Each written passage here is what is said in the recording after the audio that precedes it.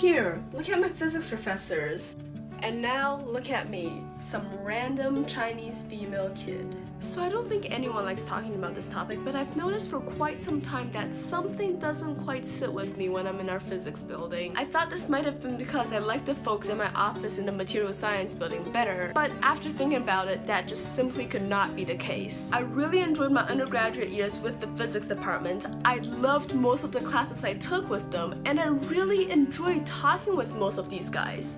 What gives? My suite mates and I were chatting about gender dynamics yesterday, and that's when it hit me. There are simply too few Chinese girls in the physics department. Even worse, when you look around the department, you mostly see white people or guys, and the majority are both. You don't have to look further than these photos to see that. We have roughly 25 physics professors in the department, and about 20 of them are white males. Yay!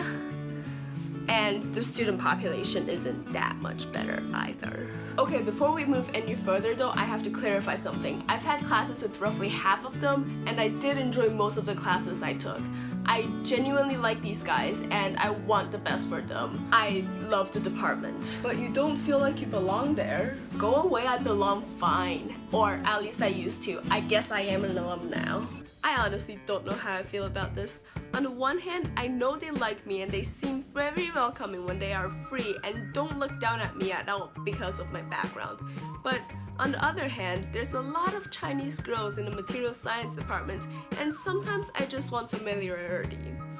But I know that puts up a wall between me and the physics department. The thing is, now that I've started looking for these gender and racial discriminations, I see them everywhere.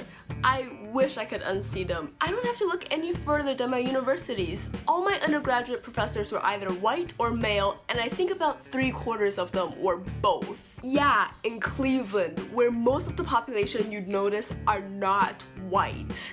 Where are these people? Well, they're working as custodians, or cooking in dining halls, or being secretaries for departments. We were chatting yesterday and one of us brought up, I can't wait for white people to become the minority. Don't we all? I don't think it's all bad news for minority people now though. Without anyone in front of us, we get to define our own paths. I don't know about you guys, but I don't want the constant pressure of keeping up with my peers.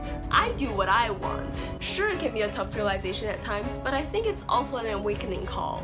I can't be content with where I am. I have to keep climbing. I'm not like them, the people of power. When they are resting, I need to keep working. They have society built for them. They have a safety net. I do not. I am reminded of a scare that my teachers always told us when I was in China. There is nothing worse in a known universe that is scarier than someone with talent working harder than you. Well, I guess now that I've been privileged enough to leave China, that saying can also now apply to race and gender. I need to work harder than the males to get to where they are, and I need to push myself harder than the white people to accomplish the same things. They might be privileged, but I want to show them that I'm equal. Or at least try to, I guess. Okay, I should get back to work, and so should you. See you guys next week.